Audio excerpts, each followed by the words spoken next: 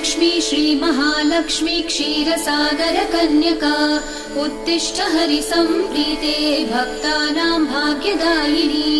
श्रीलक्ष्मी श्रीमहालक्ष्मी क्षीरसागरकन्यका उत्तिष्ठ हरिसम्प्रीते भक्तानां भाग्यदायिनी।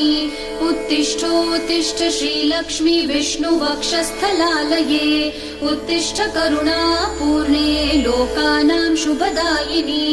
उत्तिष्ठोत्तिष्ठ श्रीलक्ष्मी विष्णुवक्षस्थलालये उत्तिष्ठ करुणापूर्णे लोकानां शुभदायिनी।